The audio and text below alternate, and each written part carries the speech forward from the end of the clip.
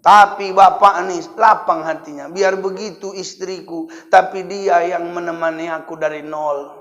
Aku tak punya apa-apa, dia sabar mendampingiku. Maka banyak pun cewek di luar sana tak akan kopen itu. Itu bermantap, Pak. Tapi kalau enggak lapang hati bapak nih, akhirnya apa yang terjadi? Di sana senyum-senyum janda di luar sana. Di rumah merengut-merengut istrinya. Akhirnya tukaran nomor WA. WA lah bapak nih. Akhirnya ibu dengar itu cerita. Abang selingkuh ya bang. Iya bang. Jujur abang. Jujur. Kurang apa aku bang? Kurang apa? Kurang semua kau kata bapak itu. Akhirnya barulah ibu nyanyi sedih kan. Apa ibu bilang? Kejam-kejam kata-katamu. Lebih kejam perbuatanmu. Anak nanya, kenapa mak dia mulut kau? Nu bapak kau.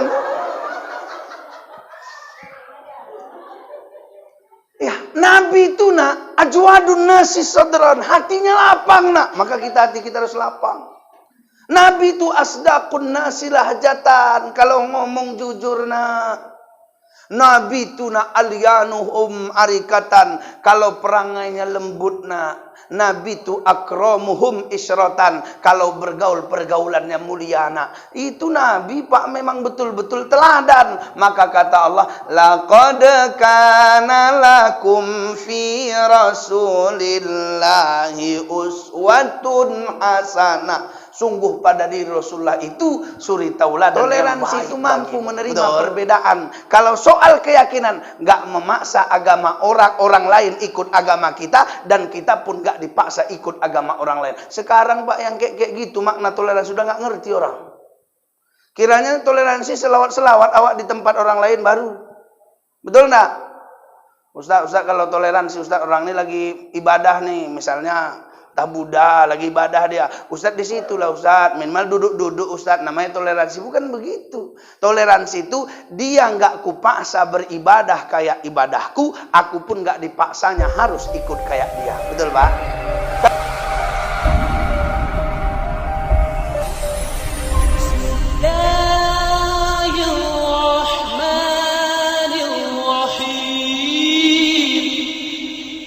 Bismillahirrahmanirrahim. Assalamualaikum warahmatullahi wabarakatuh. Alhamdulillahi rabbil alamin.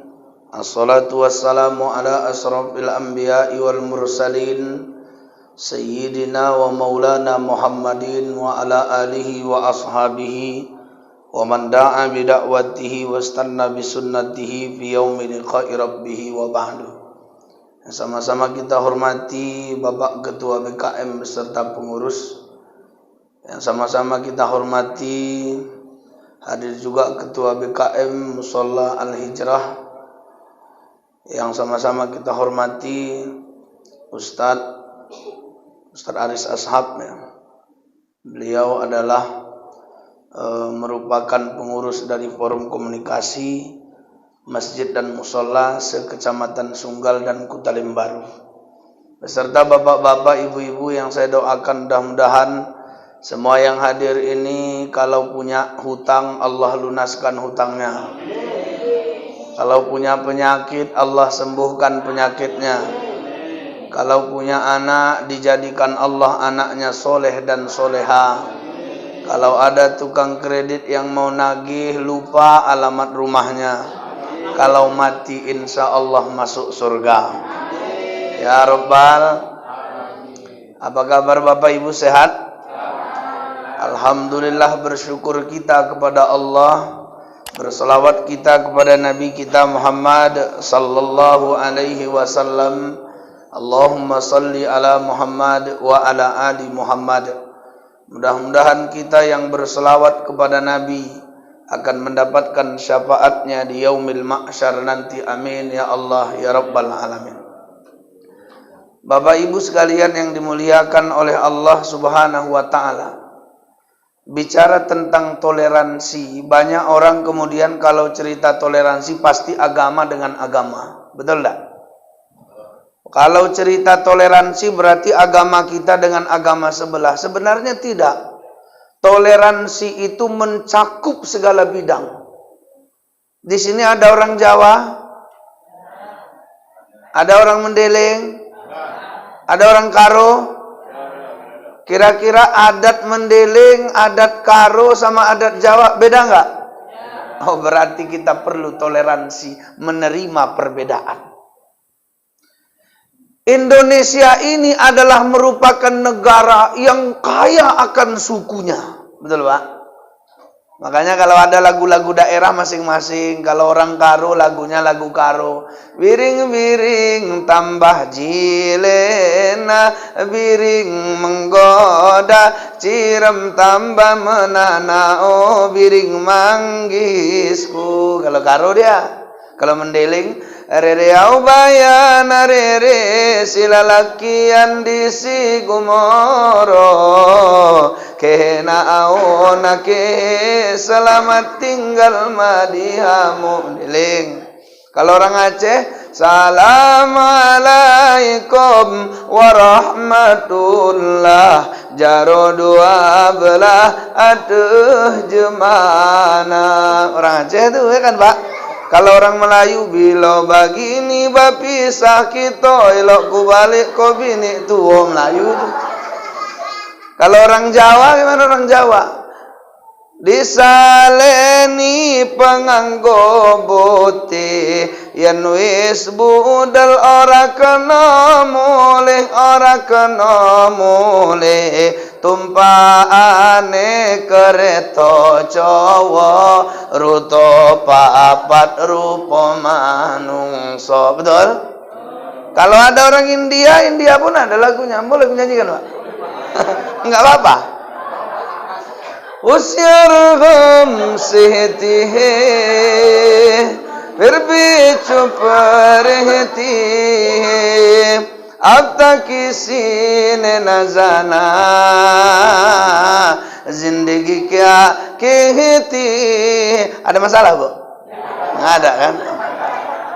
Ini hanya menceritakan, Pak, sebenarnya masih banyak suku lagu daerah. Karena kita Indonesia, berarti Pak Ustadz pasti punya perbedaan. Jadi macam mana mengatasinya? Kalau mau perbedaan ini bisa menyatukan, maka harus ada toleransi, saling menerima kelebihan dan kekurangan dari siapa yang ada di dekat kita. Jangan paksakan orang lain ngikut kita, tapi kita beradaptasi di mana kita tinggal. Betul, Pak? Coba saya tanya, Nabi dulu tinggal di Mekah. Betul? Orang-orang Mekah dulu tinggalnya di Mekah. Tiba-tiba turun perintah hijrah, mereka pindah dari Mekah ke Madinah. Berubah nggak tatanan sosialnya? Gaya hidup, segala macam berubah. Kenapa? Karena ternyata di Mekah mereka semua. Tapi kalau sampai ke Madinah, di Madinah ada orang Yahudi, di Madinah ada suku-suku yang lain, ada pendatang dari luar daerah, ada di Madinah tinggalnya, ada penduduk Ansor di Madinah, ada orang Muhajirin dari Mekah, bersatu mereka. Apa Pak Ustadz yang dilakukan mereka adalah saling menerima perbedaan.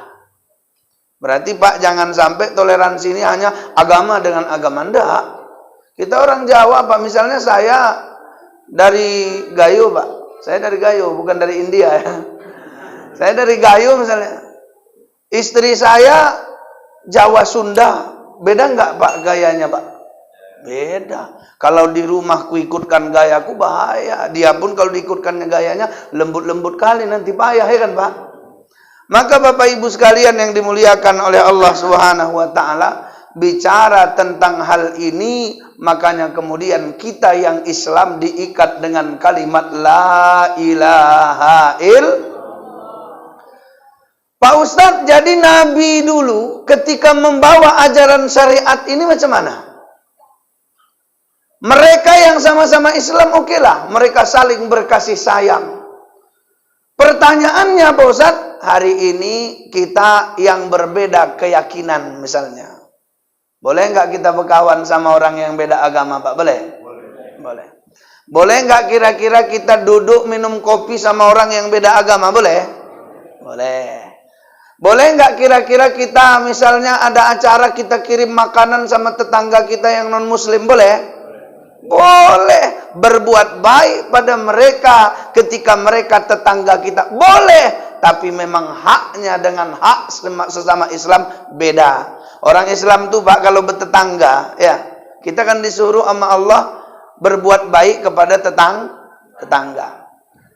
Orang Islam tuh ketika dia bertetangga, rupanya tetangganya Islam, abang dia pula, ada hubungan nasab. Sesama Islam pula, tetangga lagi. Maka kata Nabi 3 haknya. Apa yang 3 itu? Hak karena dia sesama Islam, hak karena dia senasab, hak karena dia tetangga. Berarti kalau ada sesuatu, dulukan dia yang 3 haknya. Pak Ustadz yang di sebelah kita nih misalnya, dia nggak saudara kandung kita, tapi dia sesama Islam dengan kita, tetangga kita. Kata Nabi 2 haknya.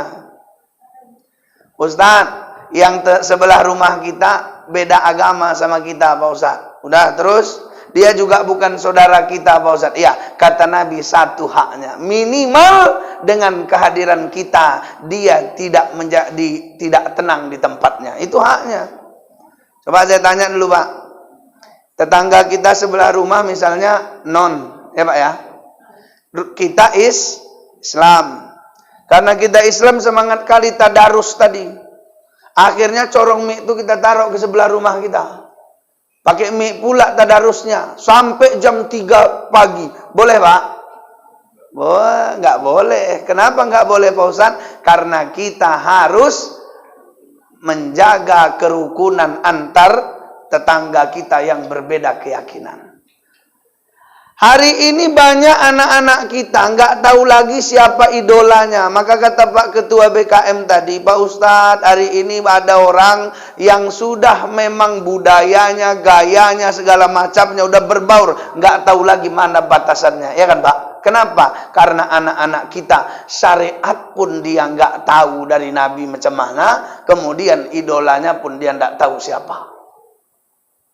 Makanya orang tua itu Allah berfirman, A'udzubillahi minasyaitonirrajim. Ya ayyuhalladzina amanu qu anfusakum wa ahlikum nara. Wahai orang-orang yang beriman, jagalah dirimu dan keluargamu dari api neraka. Yang kau jaga bukan cuma dirimu. Yang rajin ke masjid bukan cuma kamu. Yang menutup aurat bukan cuma kamu, tapi harus kau jaga dirimu dan anggota keluargamu agar mereka tidak terseret ke dalam neraka. Makanya Bapak Ibu kita tengok anak kita penampilannya kayak mana. Karena kata Nabi, kullu mauludin yuladu alal fitrah. Setiap yang dilahirkan ke muka bumi ini suci, fitrah dia, suci. Pak Ustadz, dia hitam lahirnya, tetap suci Pak. Aku hitam-hitam kayaknya dulu pas kecil hitam kali aku, sekarang udah manis. Ini fitrah suci Pak. Fa'abawahu yuhawidanihi au yunassiranihi au yumajjisanihi. Orang tuanya yang terdekat dengan dia yang akan membentuk dia seperti orang Yahudi kah, seperti orang Nasrani kah, seperti orang Majusi kah, itu tergantung bagaimana yang paling dekat dengan dia. Siapa yang paling dekat tuh? Orang tuanya. Betul nggak Pak?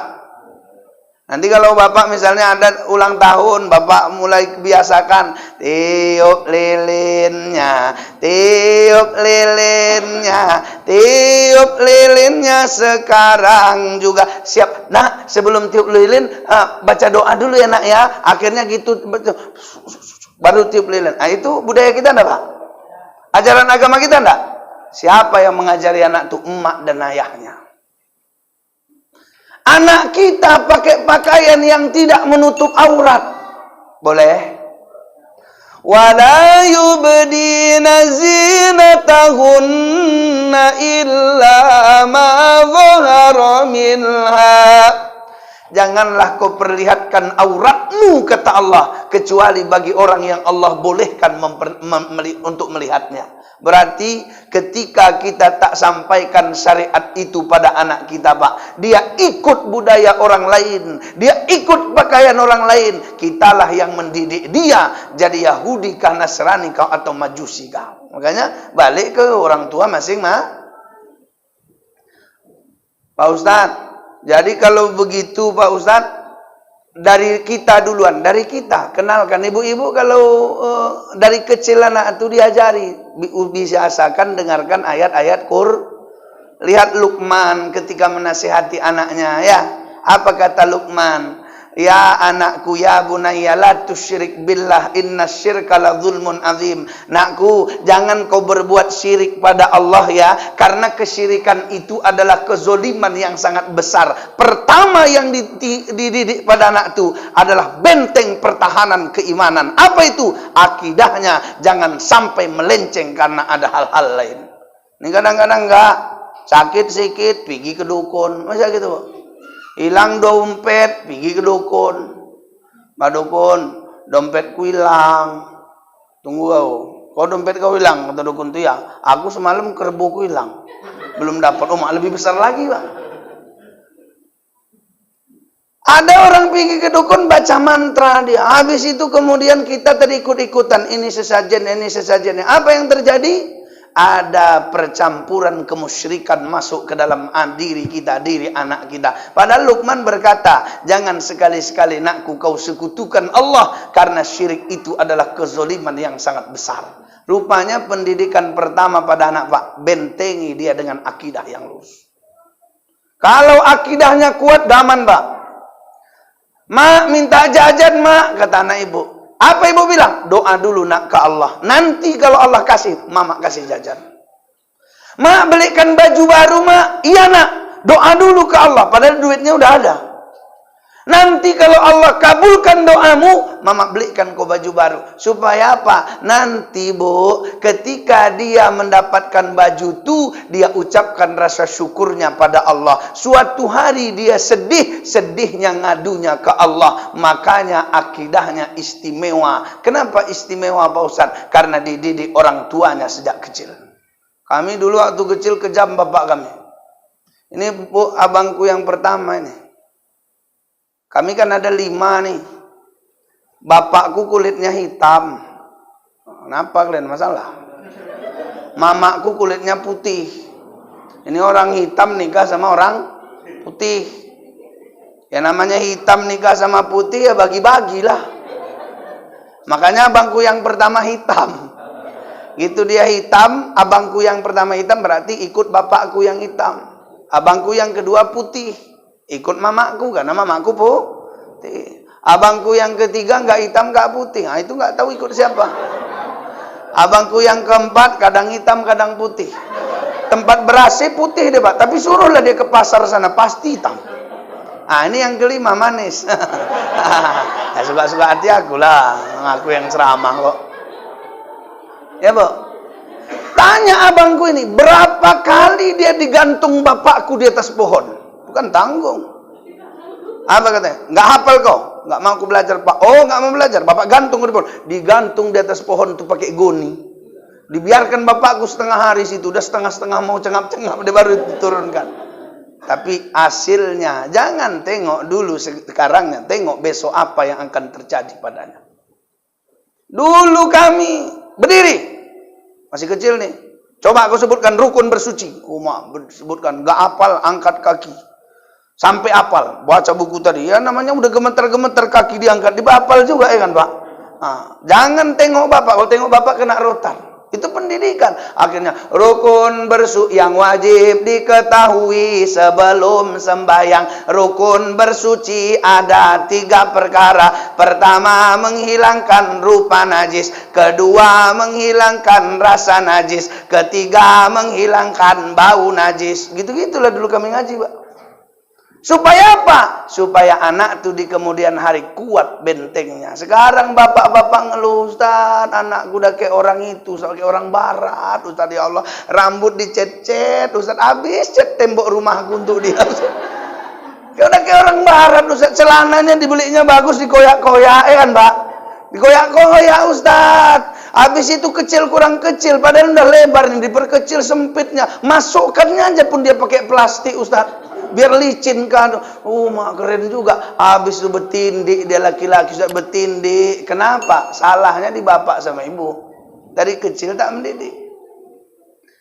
Jadi macam mana Pak Ustadz biar benar? Pertama, kenalkan dia siapa teladan umat manusia. Nah, kau tahu nggak dulu jahiliyah lebih parah dari zaman sekarang? Kayak mana rupanya, Mak? Kayak mana rupanya, Pak? Zaman jahiliyah dulu biar tahu kau, nggak ada harga diri seorang wanita. Bagi warisan, wanita nggak dapat karena nggak bisa perang. Anak kecil nggak dapat karena nggak bisa perang. Ya Pak ya? Jadi macam mana? Yang dapat cuma laki-laki yang bisa perang. Oh jadi kayak gitu. Tapi dengan datangnya syariat, Nabi berani menyampaikan, yusikumullahu fi auladikum lidzakari mithlu abdil unthayain fa in kunna nisa'an fawqa thnataini falahunna thulutsa ma tarak wa in kanat wahidatan fala'annit. Anak perempuan pun sudah dibagi Allah bagiannya. Kemarin enggak dapat, sekarang kalau dua orang itu tanpa saudara laki-laki 2/3 bagiannya. Kalau sendiri dia setengah harta dihabiskannya. Kalau hidup mama dapat 1/6 kalau masih ada saudara 2 orang atau masih ada anak. Kalau nggak ada saudara 2 orang, nggak ada anak, maka mama dapat 1/3. Itu Allah jelaskan di Quran. Itu tahu kok siapa yang bawa ajaran itu? Nabi Muhammad sallallahu alaihi. Dulu nak masa jahiliyah boleh menikahi mama tiri. Orang jahiliyah banyak-banyak dulu istrinya, Pak. Banyak-banyak. Jangan kaget Bapak. Satu orang kadang mau 20 bininya. Bu, banyak nggak Bu? Ada satu orang 9 istrinya. Yang 9 meninggal pula bapak itu tadi. Meninggal. Akhirnya istrinya yang tinggal cantik-cantik. Apa kata anaknya? Mama itu bagianku, kata anaknya. Aku yang nikahi. Kau yang tua-tua aja kau, kata sama adiknya. Boleh Pak Ustadz? Boleh dulu nak. Jadi macam mana? Datang Nabi membersihkan yang tak baik itu. Apa kata Allah? Ketika itu, wala tankihu ma nakaha abaukum minan nisa'i illa ma qad salaf. Haram hukumnya menikahi perempuan yang sudah pernah dinikahi oleh ayahmu selama-lamanya, kecuali kejadian di masa lalu. Dirubah Allah lah melalui Nabi ini nak peradaban yang hancur lebur itu. Dulu kalau nikah tuh 5 kakak beradik bisa kita nikahi, Pak. Bisa. Misalnya ada 1 cantik, yang 2 pula cantik. Rupanya datang awak, cantik 5 anak bapaknya. 5 aja lah aku nikahi. Aku kan orang kaya. Zaman dulu boleh. Tapi ketika Nabi datang, wa antajma'u bainal ukhtaini illa ma qad salaf. Haram hukumnya menikahi 2 kakak beradik sekaligus, kecuali kejadian di masa lalu. Itu sampaikan Pak, siapa yang merubah sekarang tatanan dunia ini bisa aman dan tentram, itulah Nabi yang bermoral, namanya Muhammad sallallahu alaihi. Jadi Pak katanya, Nabi itu kelebihannya apa Pak? Ditanya anak bapak lah bapak. Apa Pak bilang? Nabi itu biar tahu kau nak, kalau yang paling tampan di dunia ini, itulah Nabi Muhammad sallallahu alaihi wasallam.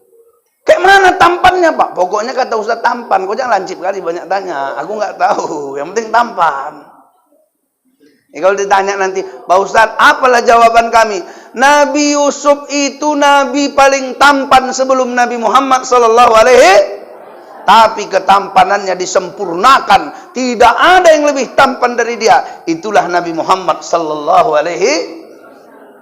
Makanya kata ulama, i'lam bi anna min tamamil imani bihi sallallahu alaihi wasallam, syarat sempurnanya iman kita kepada Nabi Muhammad sallallahu alaihi wasallam, al-iman bi anna Allah ja'ala khuliqa badanihi syarifi ala wajhi lam yadhhar qablahu wala ba'dahu mithlahu. Kita beriman belum pernah Allah menciptakan manusia yang indah seperti Nabi Muhammad sebelum dan sesudahnya. Jadi sampaikan Pak, Nabi itu nak biar tahu kau paling ganteng. Kau jangan sok ganteng kau. Nabi paling ganteng. Paling pintar Pak. Iya paling pintar Nabi itu. Kau jangan sok pintar. Nabi itu paling pintar. Kaya Pak. Nabi itu kaya. Waktu usia muda pun duitnya udah miliaran nak. Kau baru goceng duit kau udah sombong. Nabi itu kayak mana lagi rupanya Pak? Nabi itu biar tahu kau nak ya, Nabi Muhammad SAW paling merdu suaranya. 5 juz dibacanya jadi imam sholat tahajud malam-malam. tak ada yang bergeser jamaahnya karena menikmati indahnya suaranya. Coba tes Pak di sini baca 5 juz, setruk makmumnya. Betul enggak? Betul enggak? Tahan Ibu 5 juz ini baca. Tahan Bu.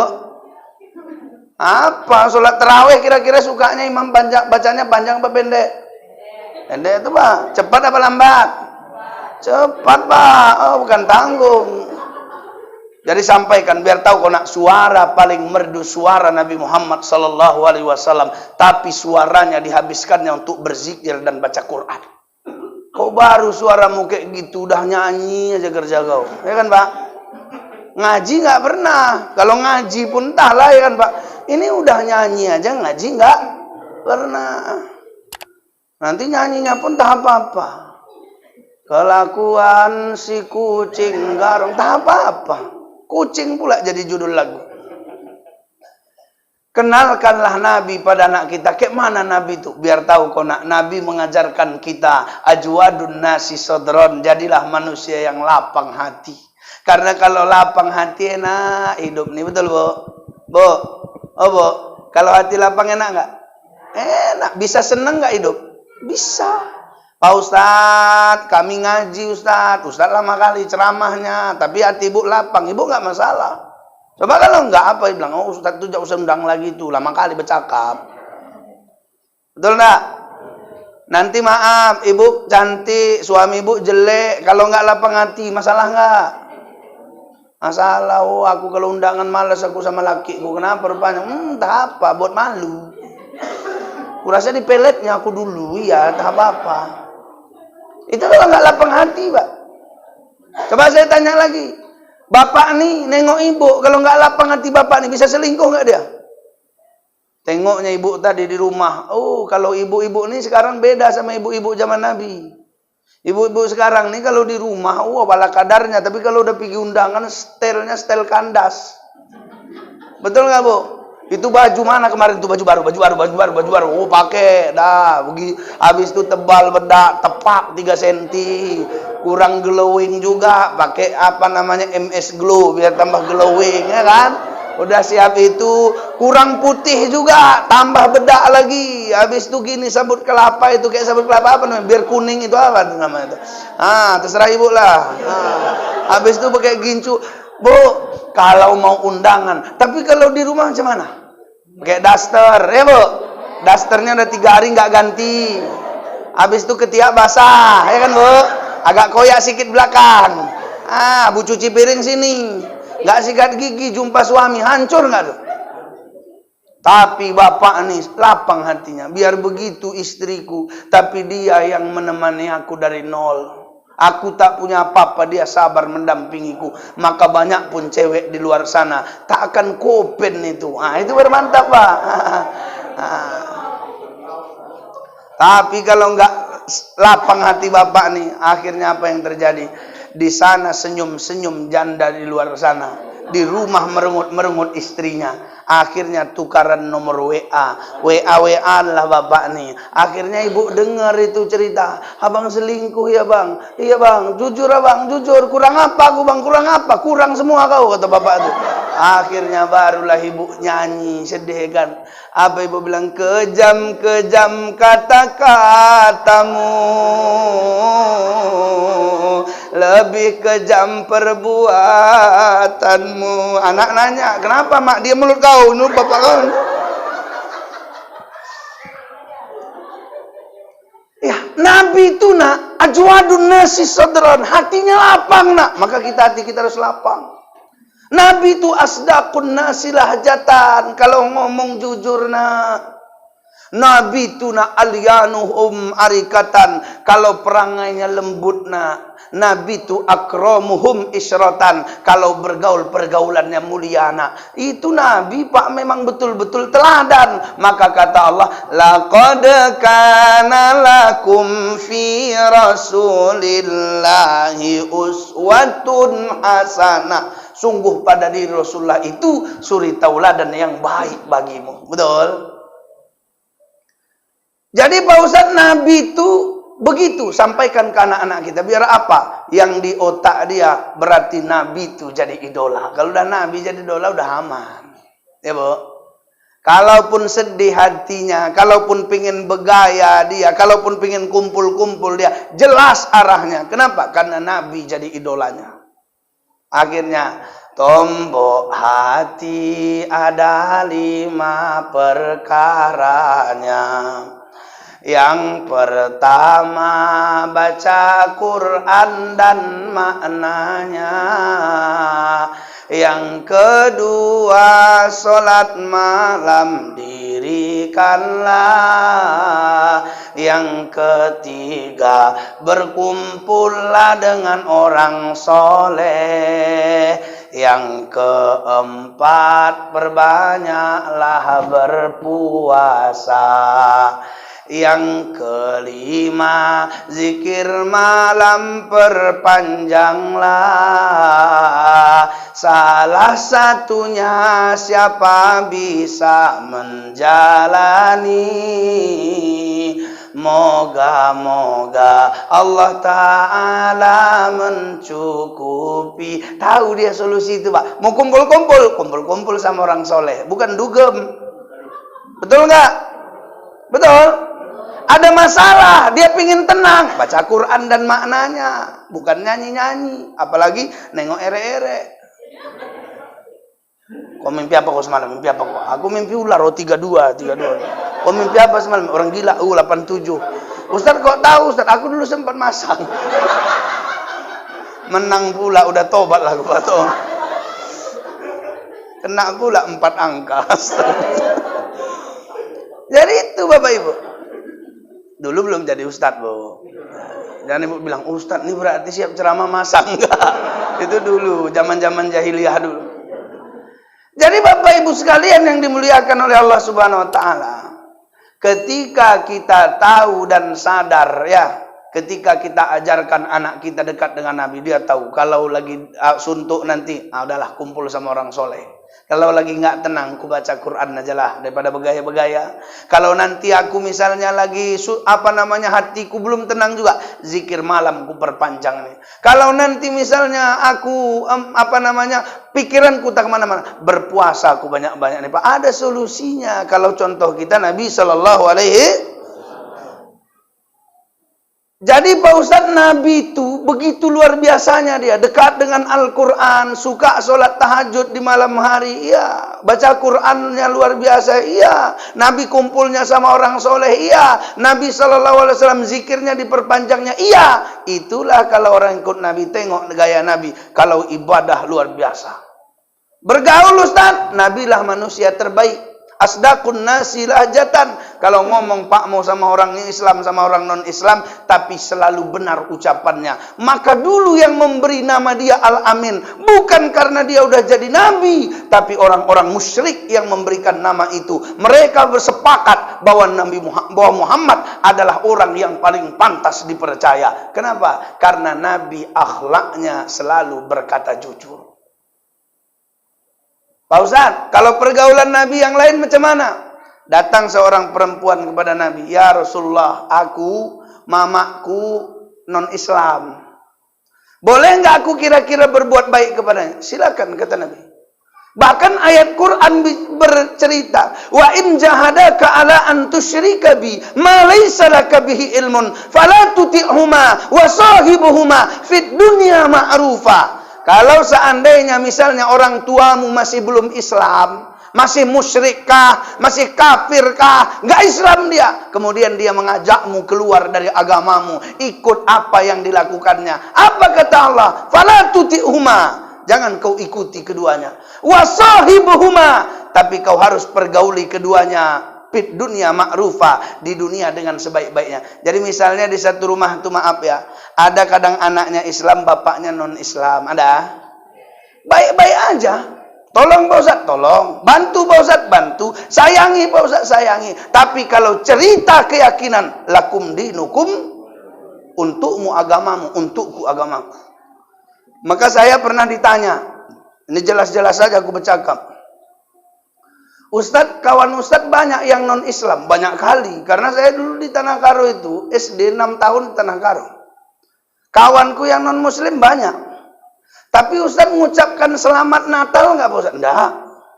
Kenapa nggak usah ucapkan? Nah, karena itu urusan keyakinannya, aku urusan keyakinanku. Betul nggak Pak? Kalau cuma cakap-cakap aja Pak Ustadz, iya cakap-cakapnya semuanya. Coba saya tanya, kita kalau mau masuk Islam pakai cakap-cakap apa diam-diam? Cakap-cakap. Apa yang kita ucapkan Pak? Asyhadu an la ilaha wa asyhadu anna Muhammadar. Karena ucapan itu kita masuk jadi orang Islam. Betul? Mau nikah pakai cakap-cakap apa pakai geleng-geleng aja? Cakap-cakap. Kunikahkan kepadamu anak kandungku fulan, maharnya sekian, tunai. Makanya habis itu kita sambut, saya terima nikah fulanah, maharnya sekian, tunai. Apa kata dua orang saksi? Sah. Maka jadilah hubungan suami istri gara-gara ucapan. Maka ucapan ini pilih-pilih. Kalau cerita tentang keyakinan, lakum dinukum waliyadin. Cerita tentang dunia muamalah, ayo sini, nggak apa-apa. Kita adalah bersaudara. Paling tidak bersaudara sesama manusia dan bersaudara sebangsa dan setanah air. Itulah kita dengan saudara kita. Jadi Pak Ustadz, toleransi itu apa Ustadz? Toleransi itu tidak memaksakan. Kalau di bidang agama, tidak memaksakan orang lain ikut ajaran agama kita. Itu kita nggak toleransi Pak. Misalnya begini, ini pengajian. Ada rupanya anak buah bapak di situ, beda agama sama bapak. Bapak paksa dia ke masjid. Ayolah, kau kan anak buahku, ikut kau dengarkan pengajian, biar dapat hidayah kau. Berarti kita nggak toleransi. Betul? Betul? Kita hari raya Idul Fitri, kita paksa orang lain buat spanduk, ucapkan pada kami, selamat hari raya. Kalau nggak kau kupecat, berarti kita nggak toleransi. Toleransi itu mampu menerima perbedaan. Kalau soal keyakinan, nggak memaksa agama orang lain ikut agama kita, dan kita pun nggak dipaksa ikut agama orang lain. Sekarang Pak yang kayak gitu makna toleransi sudah nggak ngerti orang. Kiranya toleransi selawat-selawat awak di tempat orang lain baru. Betul nggak? Ustaz kalau toleransi Ustaz, orang ini lagi ibadah nih, misalnya Buddha lagi ibadah dia, Ustadz di situ lah Ustadz, minimal duduk-duduk Ustadz, namanya toleransi. Bukan begitu. Toleransi itu dia nggak kupaksa beribadah kayak ibadahku, aku pun nggak dipaksanya harus ikut kayak dia. Betul Pak? Karena Nabi dulu pernah ditawari, ya Rasulullah, orang itu manggilnya Muhammad, Abu Thalib, ya. Kalau apa yang dicari Muhammad nih, kalau dia mau harta kami kasih hartalah. Kalau dia mau wanita cantik semua suka sama dia. Kalau dia mau jabatan, kami angkat dia jadi orang yang paling hebat di kota Mekah nih. Tapi satu, tinggalkan dakwah yang dia buat. Apa kata Nabi? Demi Allah, kalaupun matahari bisa kalian letakkan di tangan kananku, bulan di tangan kiriku, dakwah tidak akan pernah kuntikan. Nah itu ya, sampai aku mati atau dakwah ini berhasil. Itu Nabi Pak. Kalau cerita keyakinan yang mau digoyah. Ketika mereka itu bilang, oh Muhammad berarti nggak bisa nih. Kita udah terancam ini, agama kita udah bahaya ini. Karena dia mengajarkan Tuhan yang esa, berarti bahaya ini. Akhirnya diajak dialog lagi. Gimana kalau Muhammad, kami ibadah ikut agamamu suatu waktu, kemudian kau pun ikut agama kami. Biar kita akur aja. Turun Quran surah Al-Kafirun. Qul ya ayyuhal kafirun la a'budu ma.